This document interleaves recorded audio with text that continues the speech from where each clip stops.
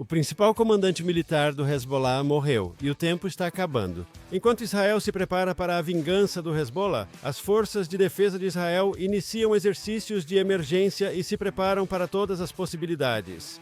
Mas justamente quando as tensões aumentam com o Líbano, um acordo secreto se desenrola no Cairo. O Hamas ainda se recusa a depor as armas, mas Egito, Catar e Turquia continuam avançando com o plano de paz.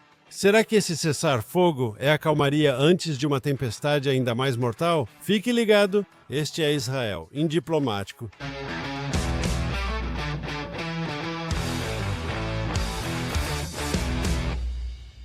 Shalom. Bem-vindo a mais um Israel Indiplomático. Eu sou Mark Regev, aqui em Jerusalém, e estou falando com minha co-apresentadora, Ruthie Bloom, que assim como na semana passada, está em Nova York. Oi, Ruthie, tudo bem? Olá, Mark. Estou com saudades de Israel, com certeza. Sei como é estar fora do país, ainda mais com tantas novidades. Temos muito a discutir esta semana. Por onde quer começar? Ruthie? Bem, vamos falar sobre o comandante do Hezbollah, um comandante militar que Israel eliminou no domingo.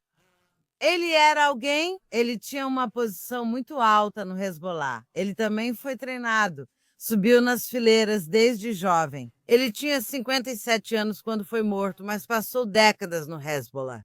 E ele foi fundamental na formação da Força Radwa. Esses são realmente os caras realmente maus no Líbano, no Hezbollah. Ele também treinou as forças do Hezbollah na Síria. Enfim, então ele está fora. Mas por causa disso, o exército israelense teve que realmente aumentar o alerta no norte de Israel e realizou um grande exercício para garantir que estava preparado para qualquer cenário. E avisou as tropas no norte para estarem preparadas para isso, talvez para um ataque de retaliação. Não sei sobre os moradores do norte, mas sinto que também estão um pouco nervosos. Primeiro, precisamos ser mais precisos sobre quem matamos. O nome dele era difícil de pronunciar. Acho que meu árabe não é tão bom quanto o seu, Ruthie. Mas o nome dele era Tabatabai e ele era o chefe das operações militares do Hezbollah. Mesmo em hebraico, o chamavam de chefe do Estado-Maior do Exército ao falar da morte dele. Além de ser um grande inimigo de Israel, como você mencionou, ele criou as tropas de choque deles, a força de ataque na fronteira. Segundo o Hezbollah, no D-Day, teria cruzado a fronteira ao norte de Israel e realizado um massacre similar ao de 7 de outubro, certo? Então esse cara era uma pessoa formidável e digna de ser alvo das forças de defesa de Israel. Acho que também é importante contar aos nossos telespectadores e ouvintes que havia uma recompensa de $5 milhões por ele oferecida pelo governo dos Estados Unidos. Ele não esteve envolvido só na morte de israelenses, mas também tinha algumas vidas de americanos em seu histórico. Mais uma vez, não acredito que o exército israelense peça dinheiro aos americanos, mas havia uma recompensa de $5 milhões pela cabeça dele oferecida pelo governo dos Estados Unidos. Agora, o que tudo isso significa? Olha, teoricamente, há mais de um ano, temos um cessar-fogo no Líbano, mas o bom do cessar-fogo no Líbano está nos entendimentos alcançados. Se o Hezbollah quebrar os entendimentos, Israel pode agir e está livre para agir. E um dos entendimentos é que o Hezbollah não pode se rearmar.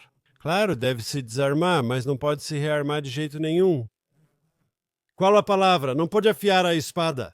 Esse homem era o chefe e comandante militar sênior da ala militar do Hezbollah. Ele estava muito à frente do seu tempo ao tentar fazer o Hezbollah afiar sua espada, por assim dizer, reconstruir sua capacidade militar depois que Israel lhe deu uma surra no ano passado. Então nós estávamos certos. Acho que ninguém sério nos condenou por eliminá-lo. Sei que o governo libanês condenou, mas podemos falar disso depois. Mas ele era um bom alvo. E isso só mostra que, embora o cessar-fogo com o Líbano seja instável, Israel está insistindo na seguinte política geral, que é, se o Hezbollah está agindo, mesmo que não esteja atirando contra nós, mas se está agindo para reconstruir sua máquina militar, sua máquina de terror, não vamos permitir silêncio ou deixá-los em paz. Não, para nós, o Hezbollah tentar se rearmar já é uma provocação que será respondida. Essa é uma grande diferença entre o Israel atual e o de antes. 7 de outubro de 2023 Isso está absolutamente certo. E sabe de uma coisa? Me desculpe por usar o linguajar popular, mas sabe, o Líbano tem muita ousadia.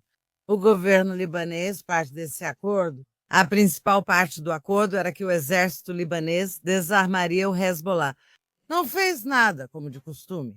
Agora, Israel, durante todo o ano, desde que o cessar-fogo foi assinado, Hezbollah tem se reconstruído, tem até construído túneis, recrutado terroristas, tem feito isso. Israel tem observado terroristas se movimentando e transferindo armas. E também trabalhando para fortalecer o Hezbollah na Síria novamente. Então, agora, Israel, o que fez, toda a ideia era que o cessar-fogo, que Israel era relevante para o sul do Líbano, ao longo da fronteira israelense, mas Israel apresentou 5 pontos ao norte do sul do Líbano para garantir que estivesse pronta para as atividades do Hezbollah. Portanto, durante todo o ano, o Hezbollah violou esse cessar-fogo. Mas o governo libanês tem coragem de criticar Israel por se defender das ações do Hezbollah. Esse governo é totalmente inútil. Então, a questão é, ele é inútil ou está deliberadamente olhando para o outro lado? Para não irritar o Hezbollah, que seja qual for o caso, Israel não pode permitir. Como você apontou, o Hezbollah está perfeitamente pronto e capaz de cometer outro massacre como o de 7 de outubro, assim como o Hamas fez. Curiosamente, eles não se uniram em outubro. Eles até participaram disparando mísseis, mas não invadiram a fronteira norte, como o Hamas invadiu a fronteira sul. Veja, você menciona o governo do Líbano e destaca corretamente que ele não cumpre sua responsabilidade no cessar-fogo, que é desarmar o Hezbollah. Agora, eu acho que esse novo presidente do Líbano realmente gostaria de desarmar o Hezbollah. Ele falou, sabe, ele está lá há pouco tempo. Ele quer tentar mudar a trajetória do desenvolvimento do Líbano. Ele quer que o Líbano restabeleça sua soberania. Ele não gosta da ideia de que exista uma milícia controlada pelo Irã dentro do seu país, que é mais poderosa do que qualquer outra força militar no país, incluindo, infelizmente, o exército libanês. E então, ele quer ver o Hezbollah desarmado. O problema é que ele não sabe se é forte o bastante, nem se tem apoio popular para isso. E de certa forma engraçada, você sabe, claro. Israel eliminou o comandante do Hezbollah em Beirute, porque você sabe, ele era um alvo legítimo, estava fazendo coisas ruins e nós tínhamos o direito de eliminá-lo. Mas ao atacar um alvo em Beirute, bem no centro da capital libanesa, para eliminar esse líder do Hezbollah, também é uma forma de pressionar o governo libanês. O governo libanês pode dizer ao povo: se não desarmarmos o Hezbollah, haverá mais ataques israelenses como este. Em breve, poderíamos ter outra guerra em grande escala. Em outras palavras, tenho esperança de que não só eliminamos um alto membro do Hezbollah que merecia morrer, mas ao mesmo tempo, em paralelo, esse tipo de ataque. Especialmente porque foi na capital libanesa, não foi no sul do Líbano, em alguma vila remota longe da capital. Foi no coração da capital libanesa. Acho que essa é uma pressão que o governo libanês quer para si mesmo, para se dar uma legitimidade interna, para enfrentar o Hezbollah e finalmente fazer o que prometeu no acordo de cessar fogo. Só acredito vendo. Já tivemos esse problema com os governos libaneses anteriores. Primeiro de tudo, o Hezbollah era proeminente no parlamento libanês. E por anos, desde a Primeira Guerra do Líbano e a Segunda Guerra do Líbano, Israel sempre diz que não tem nenhum problema com o povo do Líbano. Pelo contrário, adoraríamos que o Líbano voltasse a ser a Paris do Oriente Médio. Quero dizer, Beirute sempre foi chamada de Paris do Oriente Médio, sabe? E o problema é que, em vez de ajudar Israel a fazer isso, o governo libanês então critica Israel por fazê-lo. Como você sabe, sempre discutimos isso porque meu ponto é o seguinte: se eles têm medo do próprio povo, então que chance existe para qualquer tipo de relação pacífica? Enquanto eles tiverem medo de que o próprio povo vá se voltar contra eles por serem contra os terroristas, não há esperança para isso. Acredito que a maioria do povo libanês não sei. Digo pelo que leio e ouço que a maioria dos libaneses odeia o Hezbollah e quer eliminá-lo. Então eu não entendo qual é o problema com o governo e o exército. Então, eu tenho muita experiência no Líbano. Fui soldado após a Primeira Guerra do Líbano, que foi em 1982. Perdi os combates principais, mas cheguei em seguida. Fui porta-voz do governo e do Ministério das Relações Exteriores na Segunda Guerra do Líbano. O que isso significa? Já faz 10 anos e eu venho acompanhando esses eventos de muito perto. E eu acho que há uma chance de o Líbano seguir na direção certa. Conheci libaneses em diplomacias de segundo nível, onde israelenses e libaneses se encontram informalmente. Sim, ouvi pessoas libanesas dizendo algumas coisas. Uma pessoa me disse: agradeça ao Netanyahu por derrubar o Hezbollah. Respondi: fizemos isso por nós, não por vocês. E ele disse: eu sei disso, mas ainda assim nos ajudou. Porque no Líbano você tinha o Hezbollah no topo e todas as outras comunidades e os outros partidos políticos na base. E o Hezbollah dominava a sociedade. E o que Israel fez ao atacar o Hezbollah foi reduzi-los ao tamanho certo. Outros grupos no Líbano, enfim, se sentiram fortalecidos e com algum controle sobre o destino do país. Acredito que a maioria dos libaneses deseja que esse processo continue. Como disse, o ataque de Israel não só eliminou um cara mau, mas talvez ajude a fortalecer o atual presidente libanês e o atual governo libanês a fazerem a coisa certa e seguirem em frente. É difícil para eles, pois o Hezbollah é implacável e enfrentar o grupo é uma decisão complicada para o exército libanês. Ao aplicar essa pressão, também damos legitimidade a eles. Dizemos, a menos que queiram outra guerra no Líbano, certo? Vocês têm que fazer isso. Vocês se comprometeram a fazer, prometeram à França, prometeram aos Estados Unidos. A Liga Árabe apoia essa decisão. É uma decisão difícil para vocês, mas vocês têm que tomá-la. E agora é a hora. Certo? Só uma correção. Percebe que a Segunda Guerra do Líbano foi há quase 20 anos? Não faz 10. Desculpe meu erro, você está certo. Não, mas é que só mostra como essas coisas estão se arrastando por tanto tempo. Esse é o ponto. E eu me lembro de visitar meu filho em uma base quando ele estava participando da Segunda Guerra no Líbano. E desde então ele está no Líbano. Ele já esteve em Gaza várias vezes. Isso é só para mostrar como esses terroristas nunca desistem e continuam recrutando mais pessoas. E a pergunta é, essa guerra em Gaza, e aliás, a Guerra das Sete Frentes, porque Israel também estava lidando com os Houthis no Iêmen e atacando iranianos, instalações nucleares do Irã, etc. Mas, novamente, ainda não terminamos. E não terminamos porque os terroristas se recusaram a depor as armas. E isso nos traz agora? Posso contar mais uma coisa sobre o Líbano, se permitir. Você disse isso muito bem. Primeiro, você corrigiu o meu erro, o que é sempre muito importante.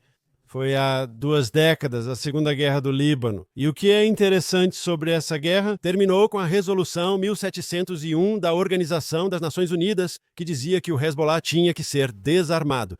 E 2 décadas depois, certo, ainda estamos lá, esperando que o Hezbollah seja desarmado. Agora, através dos ataques militares de Israel, grande parte da máquina militar do Hezbollah foi destruída.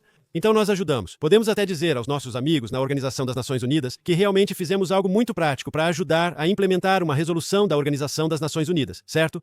Embora eu não tenha certeza se eles sorririam, especialmente ao ouvir isso, mas eu sorriria ao dizer. Mas a verdade é que a comunidade internacional vem pedindo o desarmamento do Hezbollah há 2 décadas.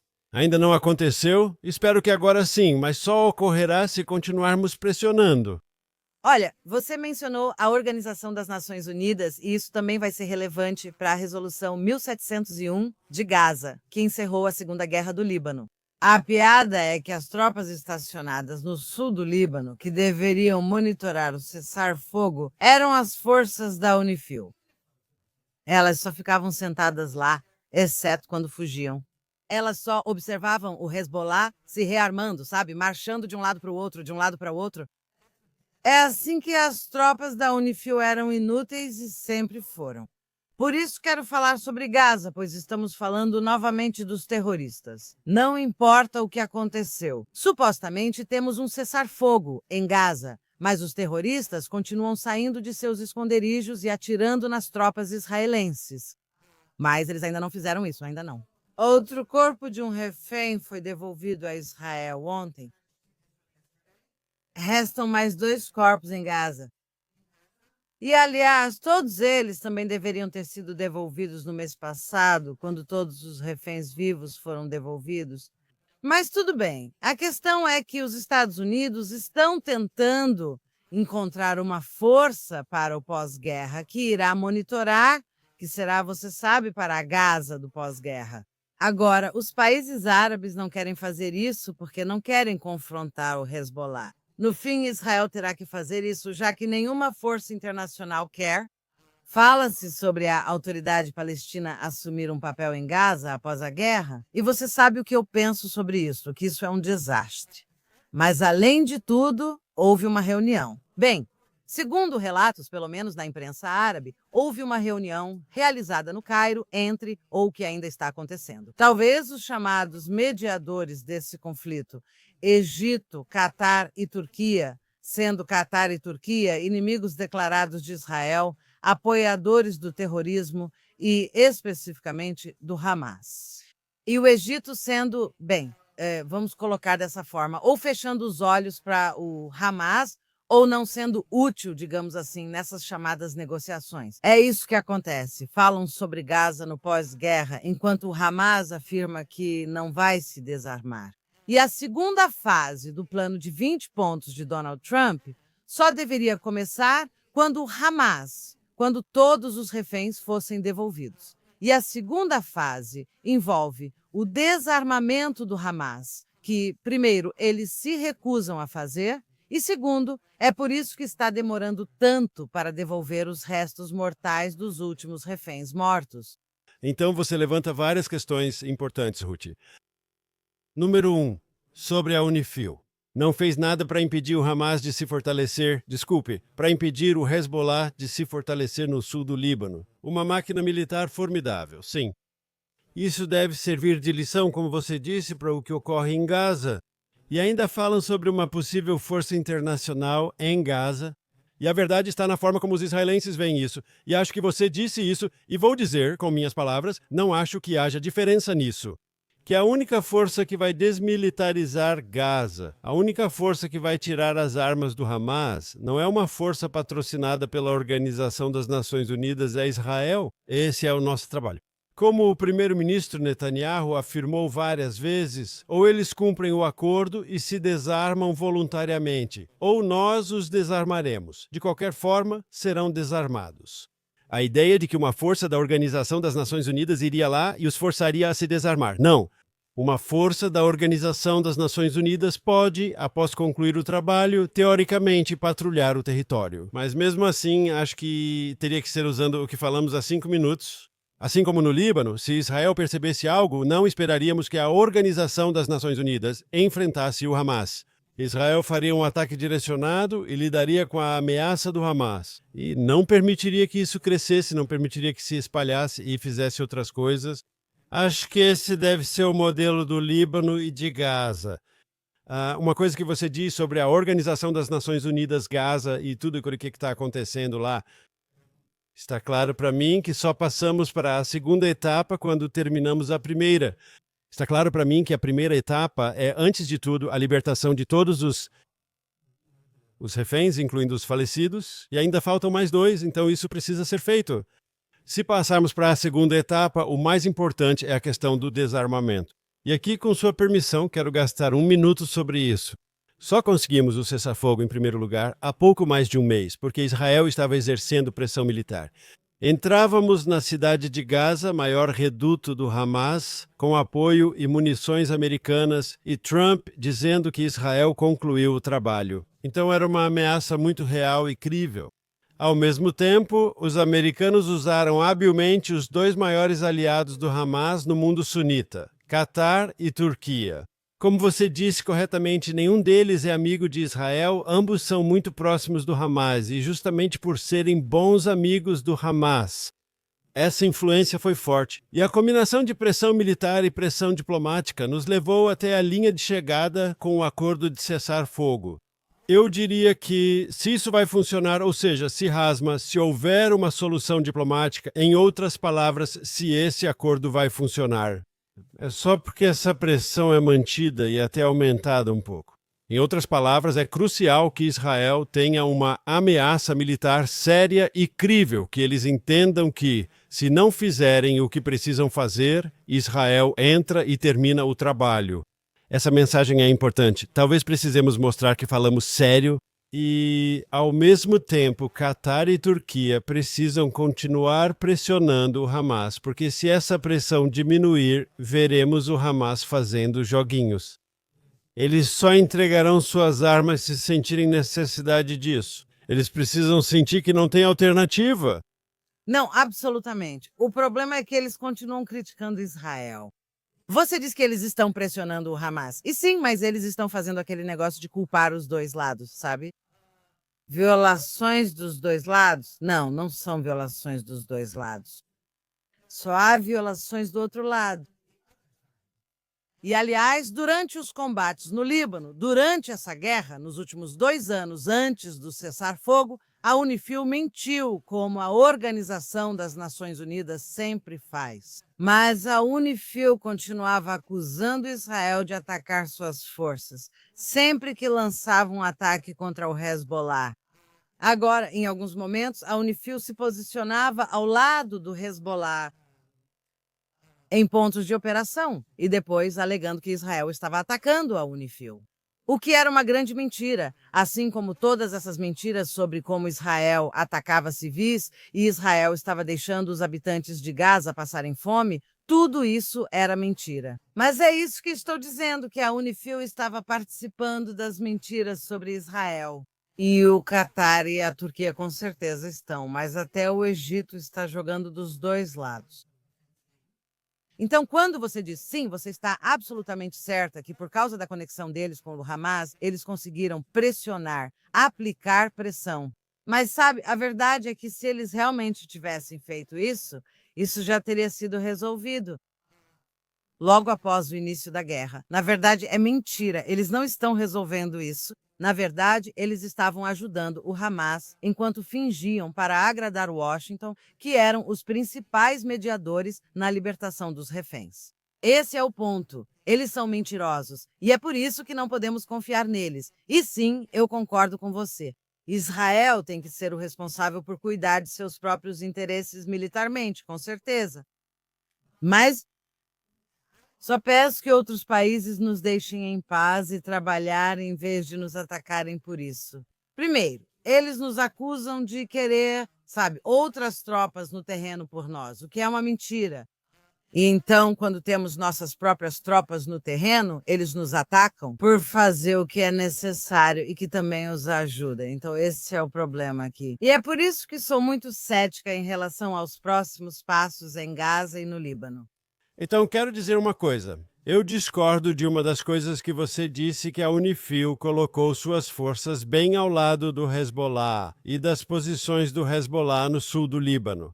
Não há dúvida de que estavam juntos, mas acredito que isso também predominava. O Hezbollah usou as forças da Unifil como escudo humano, da mesma forma que o Hamas, em Gaza, usou a UNRWA e outras instalações da Organização das Nações Unidas para proteger sua máquina. Terroristas costumam agir assim, se aproximando. Eles encontram uma área onde acham que Israel não pode atacar, usando a Organização das Nações Unidas como escudo. A outra coisa que você disse, com a qual eu não concordo com os fatos, mas discordo da sua interpretação, você mencionou que Catar e Turquia afirmam publicamente que ambos os lados são responsáveis e cometeram violações. Ok, não nego que seja importante, mas o que considero mais importante? Disse que Catar e Turquia não são aliados de Israel, mas do Hamas. Então, o que declaram publicamente? Ok, claro, eles vão criticar Israel. A questão é, o que dizem a portas fechadas? Eles dizem ao Hamas, vocês prometeram se desmilitarizar e precisam cumprir isso. Se a mensagem for clara, não importa se as portas estiverem fechadas e eles dentro da sala. O que eles dizem publicamente? Bem, isso é verdade, mas eu simplesmente não acredito que é isso que eles estão dizendo em particular.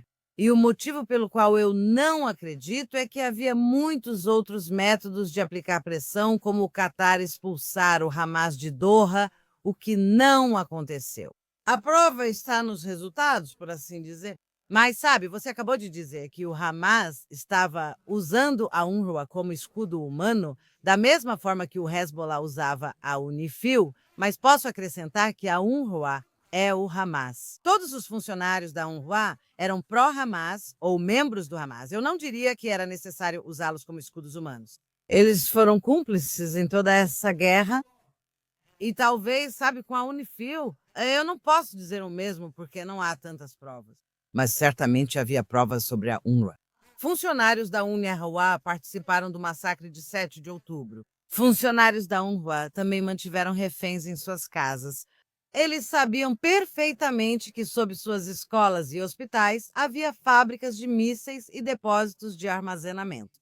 Eles sabiam disso e eram participantes disso. E, na verdade, vimos alguns vídeos dos reféns em túneis, onde atrás deles havia sacos da UNRWA, sabe? Logotipos da UNRWA em equipamentos. Então, eram cúmplices, não escudos humanos. Quem foi usado como escudo foram as mulheres, as crianças e os bebês sobre os quais o mundo inteiro estava gritando. O alvo de Israel foi mais uma vez uma grande mentira, uma calúnia sangrenta, como sempre. Então, de qualquer forma, eu estou muito cética em relação aos próximos passos, porque agora estamos chegando ao limite onde, tudo bem, o que acontece quando os corpos dos 2 últimos reféns forem devolvidos? Se eles forem, faz parte do acordo. E depois? Eu realmente não vejo como nós estamos, sabe, no momento. É quase como uma guerra de desgaste, uma mini guerra de desgaste, onde terroristas estão saindo de túneis e então temos que matá-los, porque eles estão mirando nas tropas. Agora, eu não sei por quanto tempo a Casa Branca vai aceitar isso, eu não sei por quanto tempo os outros parceiros vão aceitar isso. No Líbano, é provável que haja outra rodada de combates. Sim, eliminamos o principal comandante militar do Hezbollah, e isso é ótimo, mas você e eu vimos. Né? Nós eliminamos a cúpula na alta liderança do Hezbollah. Também ferimos isso na Operação Beeper, ferimos gravemente muitos operativos do Hezbollah. Mas isso é como um jogo de bater em toupeira para cada comandante de alto escalão, terrorista ou pessoa morta. Sempre há mais sendo recrutados. E é impossível não estar constantemente pronta militarmente para isso, para Israel. Concordo totalmente. Precisamos estar preparados. Assim como usamos a força no Líbano quando o Hezbollah rompe acordos, devemos estar prontos para agir em Gaza, protegendo nossas forças e buscando o desarmamento do Hezbollah. Como já disse antes, só a pressão e a disposição de Israel em usar força militar é a única forma de obter uma solução diplomática, senão por que concordariam? Está claro que grupos terroristas não se tornam escoteiros de repente e decidem que vão ser boas pessoas e seguir o consenso internacional. Isso não vai acontecer. Eles só farão isso se forem obrigados. Sobre seu ponto, não quero me alongar no assunto. Mas sobre a Unifil não, sobre a UNRWA, você está 100% correto. E há uma diferença aí. Você está certo. A UNRWA como uma organização totalmente envolvida na máquina militar do Hamas. Sim, eles não são espectadores inocentes como organização. Talvez, como você disse, em suas escolas havia pessoas inocentes. Mas o Hamas havia tomado conta da organização UNRWA. Foi como uma aquisição hostil.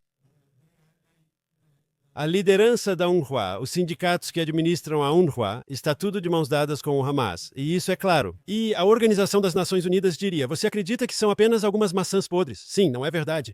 A organização inteira, de cima a baixo, infelizmente, hoje é uma subsidiária do Hamas. Mas vamos seguir em frente agora. Queríamos fazer algo novo esta semana que ainda não tínhamos feito. E Ruthie explicou exatamente isso. Bem, o que vamos fazer? Decidimos adicionar mais um recurso, se os espectadores e ouvintes estiverem interessados. Que vamos ler uma pergunta enviada por um dos membros do nosso canal no YouTube. E é relevante para o programa da semana passada. Vou ler rapidamente. Deixe-me só abrir aqui na minha tela. A pergunta de hoje é: o que você acha que a Arábia Saudita realmente quer neste momento? Por que o reino investe tanto nos Estados Unidos? O que quer obter com isso? Então, sabe, eu só vou começar dizendo isso. Houve relatos na mídia internacional de que, após a reunião do presidente Trump com o príncipe herdeiro Mohammed bin Salman na Casa Branca, aquilo parecia ser muito amigável e não é maravilhoso? E eles fizeram algum tipo de... Você disse que a Arábia Saudita vai investir cerca de US$ 1 trilhão. Aparentemente, nos bastidores, Trump ficou irritado com Mohammed bin Salman porque ele disse: não posso entrar nos acordos de Abraão nem normalizar agora, porque o meu povo é tão anti-Israel por causa da guerra em Gaza. Sim, eu vi esse relatório também. E eu quero dizer o seguinte, ok? Os Estados Unidos e a Arábia Saudita têm uma boa relação. A Arábia Saudita quer apoio militar americano. Eles querem um acordo de defesa com os Estados Unidos. Eles querem acesso ao equipamento de ponta dos Estados Unidos. Eles sabem que o relacionamento deles com os Estados Unidos é crucial para a sua segurança. E eles não veem Israel necessariamente como alguém que vai atacá-los. Eles se preocupam com o Irã e outros agentes problemáticos na região, mas principalmente com o Irã e seus representantes. E eles veem um compromisso de segurança dos Estados Unidos com eles e a venda de armas de ponta dos Estados Unidos como algo crucial. Claro, os Estados Unidos sabem da importância da Arábia Saudita, da estabilidade do petróleo no Oriente Médio. Eles sabem que os sauditas têm muito dinheiro para investir. E você entende que é uma via de mão dupla, onde ambas as partes. Se todos dizem que Trump é um presidente transacional, fica claro que ambos os lados têm coisas boas que precisam e querem base para um relacionamento positivo. Mas onde está o problema, Ruthie? E o que não está claro para mim é se a Arábia Saudita pode conseguir seus caças F-35 furtivos, sim, sua cooperação nuclear, seus 300 tanques Abraham e o compromisso de defesa dos Estados Unidos da América. Se eles conseguirem tudo isso sem normalizar os laços com Israel, acho que podemos dar adeus à normalização. Por enquanto, a Arábia Saudita só vai normalizar os laços com Israel se todas essas vantagens que os sauditas querem dos americanos estiverem condicionadas a essa normalização. Por que eles lidariam com suas próprias críticas internas? Por que fariam algo que, do ponto de vista deles, é uma mudança ou atualização de política?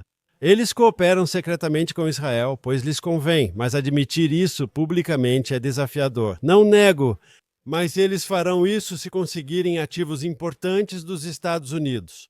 Mas se esses ativos de qualquer forma vierem dos Estados Unidos, como eu disse, podemos esquecer a normalização. Acho que a bola está muito nas mãos dos Estados Unidos, especialmente da Casa Branca. Até que ponto eles estão dispostos a deixar esses benefícios, essas coisas que os sauditas querem tanto, para os sauditas sem um compromisso específico e imediato de normalização? Certo? Bem, você sabe algo interessante sobre a palavra normalização? Porque, com licença, os acordos de Abraão falam sobre normalização entre Israel e seus vizinhos árabes. Existe diferença entre paz e normalização. Qual seria? Israel tem há décadas um tratado de paz real com o Egito. Vamos usar isso como exemplo. Sem normalização. Após o Tratado de Paz com o Egito, décadas atrás, os israelenses ficaram muito animados. Ótimo, vamos ao Egito ver dançarinas do ventre, visitar as pirâmides e sermos ótimos turistas. Mas os egípcios continuaram antissemitas. Eles não vieram visitar Israel. Eles odeiam israelenses e judeus, como mostram seus jornais. Por isso não importava quem estava no governo. Esse foi um acordo de paz. Ok, então não havia mais guerra entre Israel e Egito, mas a normalização não aconteceu.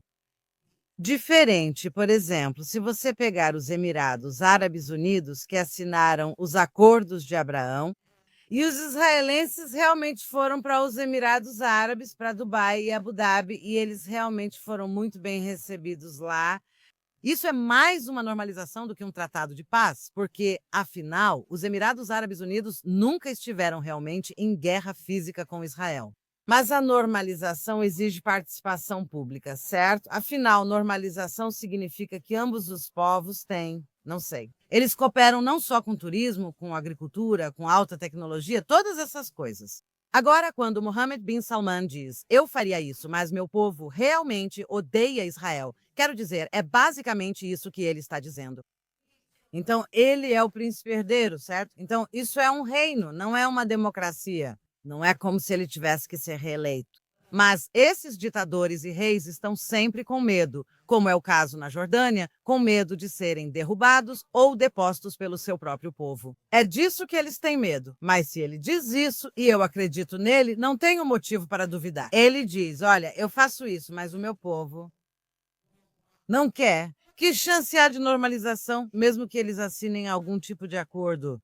Porque, ao contrário de outros vizinhos árabes, a Arábia Saudita nunca travou guerra física contra Israel. Só haverá normalização com os acordos de Abraão. Sem isso, não vejo como ele irá assiná-los. Então eu diria o seguinte, root número 1. Temos o exemplo egípcio, que não é um bom exemplo, mas depois temos o exemplo dos Emirados. No Golfo, os Emirados Árabes Unidos assinaram um tratado com Israel e normalizaram relações. Tem muito conteúdo nisso, certo?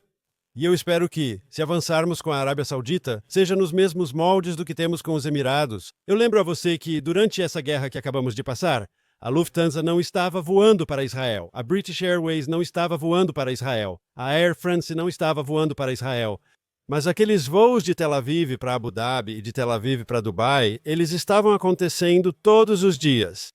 E o relacionamento é forte. E se você me perguntar se Mohammed bin Salman acha que pode ter problemas com seu povo, pode contar isso a eles. Com a normalização, obtivemos equipamentos de ponta dos Estados Unidos da América. Através da normalização, conseguimos um pacto de defesa sério com o compromisso dos Estados Unidos da América de nos proteger. Em outras palavras, se ele puder dizer ao seu povo que a normalização traz benefícios para o nosso reino, coisas que sempre quisemos, então acho que ele pode convencer o povo dele. Bem, não sei sobre isso, pois é assim. Você quis dizer, o que aconteceu com os Emirados é que o povo foi muito receptivo a isso. Correto. O povo foi receptivo a isso. O povo recebeu os israelenses de braços abertos. Eles abriram restaurantes kosher e similares, certo? O povo. Se Mohammed bin Salman diz que o problema é o meu povo, basicamente está dizendo que eles odeiam Israel e por isso não estão. Sabe, não estou dizendo que no futuro, em algum momento, isso não vá mudar. Mas talvez seja só uma desculpa. Não, talvez seja só isso. Tentei dar o benefício da dúvida, mas não costumo fazer isso porque desconfio muito do Mohammed bin Salman, mas esse é outro assunto. É o seguinte, ele também disse, sem uma solução de 2 estados, eu não posso fazer isso e tudo mais. De novo, né, toda essa questão de um Estado palestino, qualquer um que condicione qualquer coisa a isso, já é uma proposta perdida. Não pode haver um Estado palestino, não pode haver um, quero dizer, talvez muito tempo depois que você e eu estivermos mortos. Quando os palestinos, eu digo assim chamados, porque eles realmente não eram um povo, eles se tornaram uma entidade ideológica, política e religiosa em uma determinada localização geográfica. Mas se você quiser dizer os árabes de Ramallah e Gaza, eles não são. Eles não desistiram do seu desejo, do seu objetivo de aniquilar o Estado judeu e os judeus. E também eles educam o próprio povo para assassinatos em massa e todas essas coisas, e para celebrar o martírio. Então eles não podem ter um Estado. Ruti. Todo líder que diz que algo depende de outra coisa não fará acontecer. Ruth, não tenho certeza se ele disse exatamente isso. Acho que ele precisa marcar a caixa na questão palestina. Não creio que estejam falando em criar um Estado palestino em breve. Eles querem uma linguagem meio vaga sobre um caminho com reformas e condições. O primeiro-ministro deixou claro que não haverá Estado palestino nem em sua, nem em minha vida. Acho que não tenho certeza se isso é crucial, mas nosso tempo está acabando.